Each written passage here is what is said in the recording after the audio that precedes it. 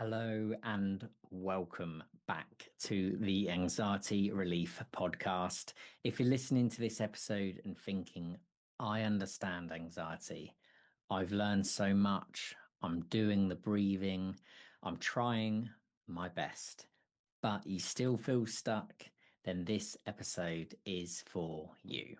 Because today I want to talk about something that almost nobody explains in anxiety recovery, and that is why it can feel like you're doing everything right, yet anxiety is still showing up. And I want to say this early on, feeling stuck doesn't mean that you're failing.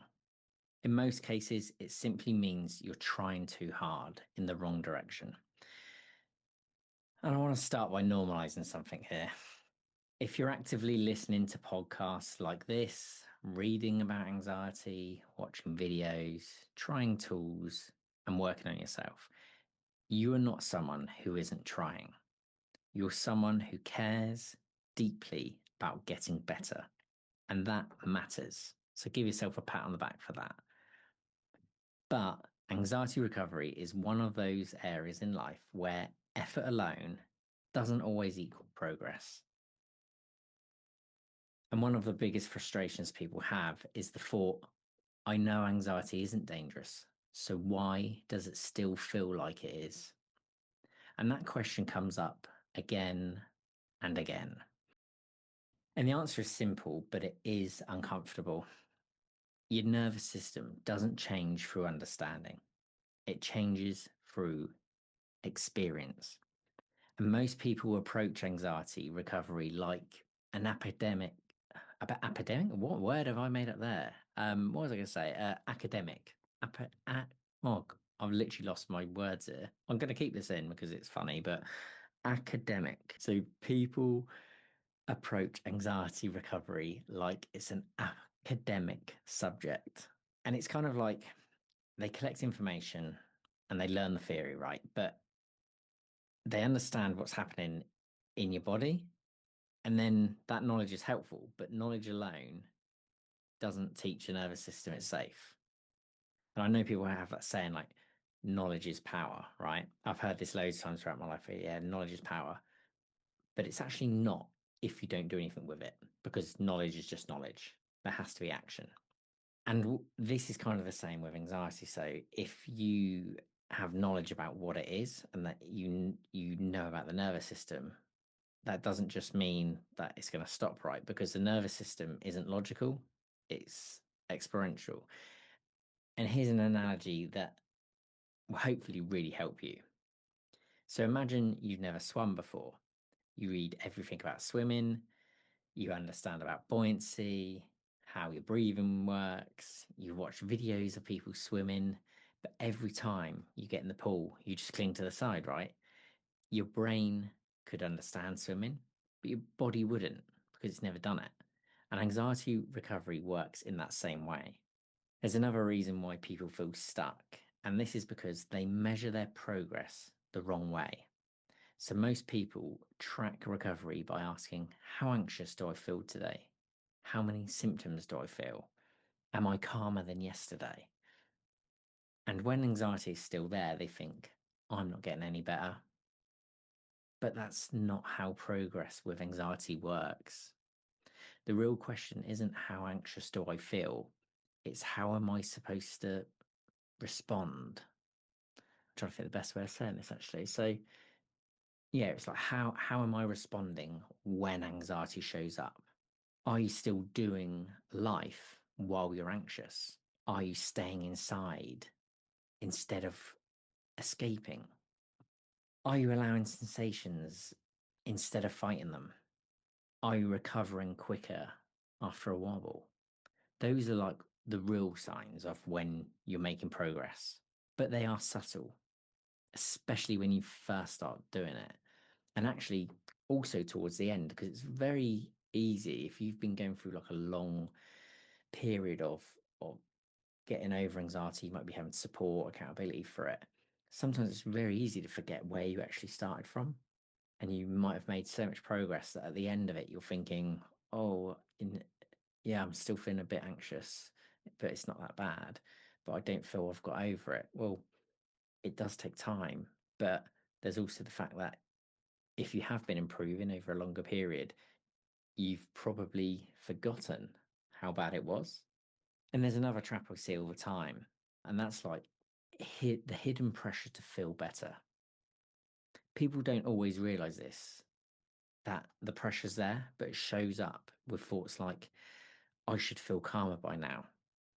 Why am I still anxious? This shouldn't be happening. And that pressure tells the nervous system one thing, that something is wrong. And when your nervous system senses pressure, urgency, or judgment, it stays alert. So the very act of trying to feel better keeps the system activated. And I want to say that clearly here, actually. Calmness or being calm cannot be forced.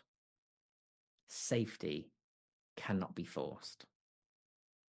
And anxiety doesn't respond well to deadlines. So if you're saying like, oh, I have to be better by next week, like, give yourself a chance, be realistic. That's not going to happen. The nervous system learns at its own pace. And the big shift happens when you stop making calm the goal. Because when calm becomes the goal, anxiety becomes the enemy. And when anxiety is the enemy, every sensation feels like it's a setback, or you're not making progress, but that's not the case. It creates like a constant battle inside your body. Recovery starts when the battle stops. So when you stop resisting it, that acceptance of the fact that anxiety is part of life, it's part of you, it's part of everyone. Here's the reframe, though, that changes everything. Progress in anxiety recovery is not about feeling different. It's about responding differently. And you can feel anxious and still be progressing. You can have symptoms and still be healing. And you can have bad days and still be moving forward. Let me give you some real examples of this. So progress looks like going to the shop, even though your heart is absolutely racing. Staying in conversation with someone instead of escaping. Letting dizziness be there without checking it constantly. Having a wobble and recovering just that little bit quicker than last time. Not reviewing the day for hours afterwards, so constantly ruminating about it. None of that feels dramatic, but it is actually huge. Now, there's another reason why people feel stuck, and it's because they expect recovery to feel like relief. But recovery often feels like uncertainty. And as we know, anxiety is essentially a bit of a form of uncertainty, really, isn't it? It feels like doing things without guarantees. It feels like allowing sensations without that immediate payoff. And that can feel worse because it often feels worse before it feels better. But that doesn't mean it's wrong. It means it's working. And I want to speak directly now to the person thinking, I should be further along by now. That thought is one of the biggest recovery blockers because it keeps you comparing your nervous system to an imaginary timeline. Yet realistically, there is no correct pace. Anxiety recovery is not linear. It moves forward. It then goes sideways a bit, back a bit, all kinds of different ways. And then it might go forward. You might get a bit better. And then it might feel like you've gone back again, but that doesn't mean you're failing. It means your nervous system is learning. And here's something I wish everyone understood. Consistency beats intensity. You don't need big breakthroughs. You need small repetitions, gentle exposures, softened responses, choosing normal actions again and again and again and again. That's how safety is relearned. If you're listening to this and feeling discouraged, I want you to hear this. If anxiety still shows up, it doesn't mean you're broken. If progress feels slow, it doesn't mean that you're doing it wrong. I hear this so often. It is not the case at all. I get so many messages about this. And if you're tired, it doesn't mean you can't recover. But I can tell you with 100% certainty what it does mean. It means that you're human. It means that you are human. Now, let's bring this into something practical that you can take away from this episode.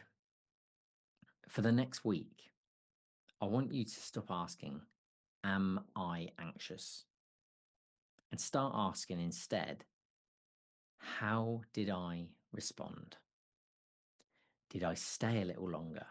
Did I soften a safety behavior? Did I allow discomfort instead of reacting? Those are wins. Even if anxiety was loud, another simple shift is that when anxiety shows up, instead of asking, how do I make this stop?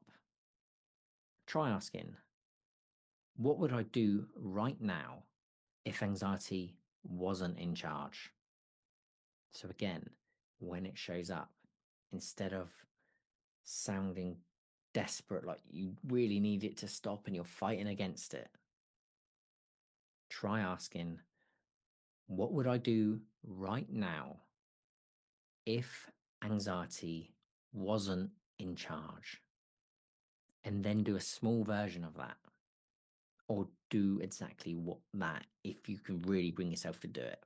And that will make even more progress than you would ever believe, because you'll be building evidence that you are stronger than anxiety.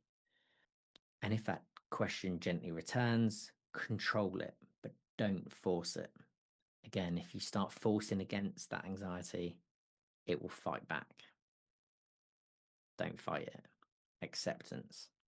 I also want to say this. You do not need to be fearless, though. Some people think you have to be absolutely fearless and try and absolutely everything to recover. That's not the case.